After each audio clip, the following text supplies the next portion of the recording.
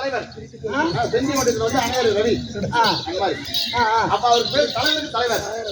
அப்ப அந்த மாதிரி 56 தேச ராஜாக்களே வந்து எங்களுக்கு அந்த தலைவர்லாம் எந்த தலைவரும் தெரியாது. அந்த தலைவர் நாங்க என்னன்னா கேட்க மாட்டோம். எங்களுக்கு தெரியும் அந்த மாதிரி இந்த 56 தேச ராஜாக்களே ஒன்றிணைந்து அவர்களுக்கு அவர்களுக்கு அரசன் என்ற பேர் தர வேண்டும். இருங்க இல்ல யாரு வேணாலும் இருக்கட்டும். ஆனா விவசாய சங்க தலைவர் சொன்னா மட்டும் உடனே மறுக்கிறீங்களே. மீதி தலைவர் லஞ்சம் வாங்குற தலைவர்னா ஓகே, விவசாய சங்க தலைவர்னா கோச்சிக்குது உங்களுக்கு. அரசனுக்கு அரசன் என்ற பேர் நீ தர வேண்டும் பெருமா. அப்படி 86 தேச அரசர்களும் தலைவனாக நீ வர வேண்டும். அதன் பிறகு ஞானத்தை நடத்த வேண்டும். நாரத முனியே வர வேண்டும் என்றாலே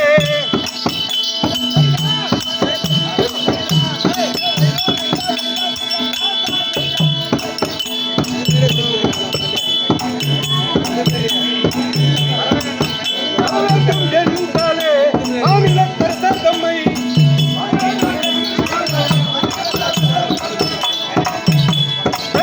தீரமாக பேசவும் ஆகுமோ.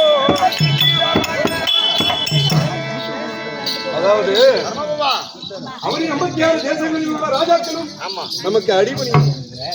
அப்படி இல்லைன்னா அவர்களை வெற்றி கொள்ளணும். இப்போ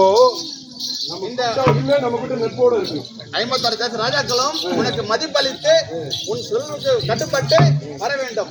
அல்லது அவர்கள் கட்டுப்படாதவர்களை போர் எடுத்து என்று அடிப்படை வைக்க வேண்டும். ஏதாவது ஒரு வகை மந்திரி அவர் வர வைக்க வேண்டும். ஐயா அங்கிருந்து வந்தாரு, செய்யணும்னு சொன்னாரு. 56 தேச ராஜாக்களும் நமக்கு அடிப்பணிக்கிறானா?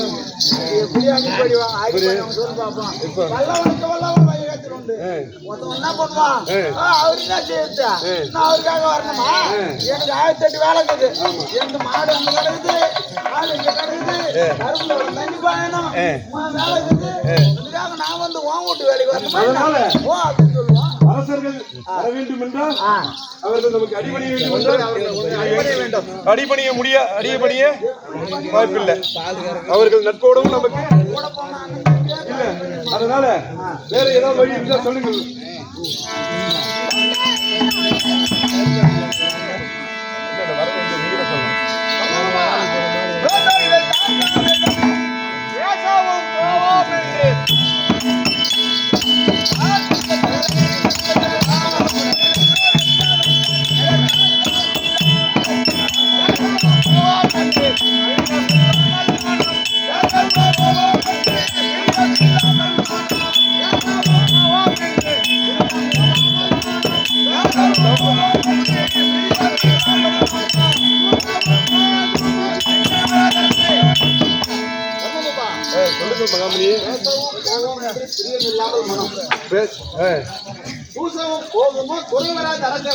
அப்படியா?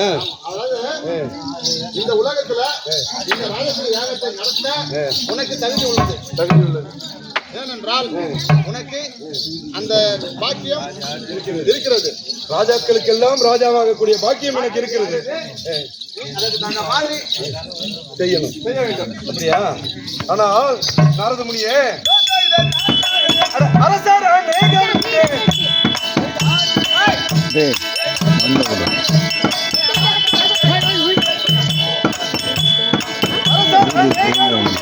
அதிக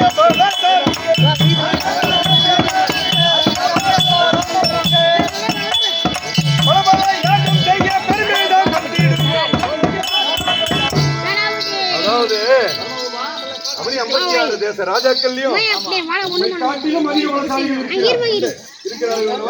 அப்படிப்பட்ட அரசர்களிடம் நாம் போய் என்ன செய்ய முடியாது? எனக்கு அடிபணின்னு சொல்ல முடியாது. அதனால நாம் போர் எடுத்து போர் எடுத்துதான் ஆக வேண்டும். கண்டிப்பா அதுதான் போர். நீ வந்து நான் தர்மன். யாகம் செய்ய போறேன்னு சொல்லி அரசர்களை வந்து கூப்பிடும் போது சில பேர் உன் அன்புக்கு அடிபட்டு வந்துருவாங்க. ஆமா, அரசர்கள் வந்து வரமாட்டாரு, திறந்து பிடிப்பாரு. அவர்களுடன் நான் போர் செய்ய வேண்டுமா? எப்படி செய்ய வேண்டும், போர் செய்ய என்ன பண்ண வேண்டும் அப்படி அப்படின்னு நினைக்கிறேன். அது எப்படி போர் செய்ய வேண்டும்? உனக்கு வந்து மன கஷ்டம். ஆமா, எப்படி போர் செய்ய? நான் எப்படி வந்து இந்த யாகத்தை நடத்தி முடிப்பேன். ஆமா ஆமா. தர்மா,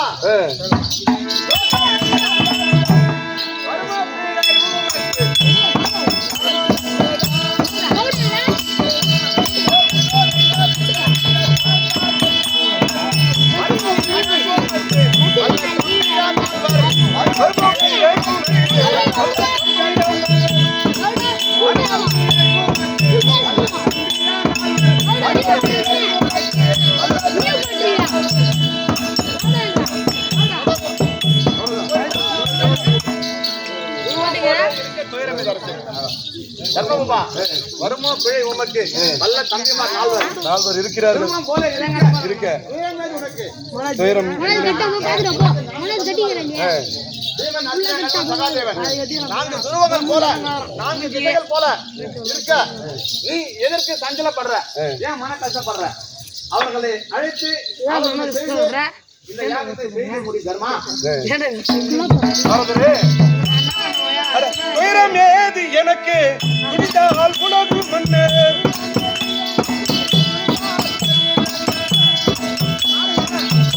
துயரம் ஏது எனக்கு இனிதால் உலகு மன்னர். வைரம் உண்டானாலது வருமிடர் நமக்கு. எனக்கு எனது தம்பினால் பீமசேனனும் அர்ஜுனனும் எனக்கு எந்த குறை இல்லை என்று சொல்கிறீர்கள். அந்த மூதி குடும்பம் உனக்கு வடிவெழுத்து போயா அனைத்து அரசர்களையும் அடக்கி இந்த ராஜசூய யாகம் செய்ய முடியும் என்று கூறுகிறீர்கள். இருந்தாலும் மற்ற நாடுகளுடன் போர் புரியும் போது அது வைராக்கியம் உருவாகும் அல்லவா? கண்டிப்பா பகை வரும். பகை வரும் அல்லவா? ஆமா ஆமாம். இதற்கு என்ன தீர்வு? பகை வரும். உனக்கு பல்வேறு இடர்கள் வரும்.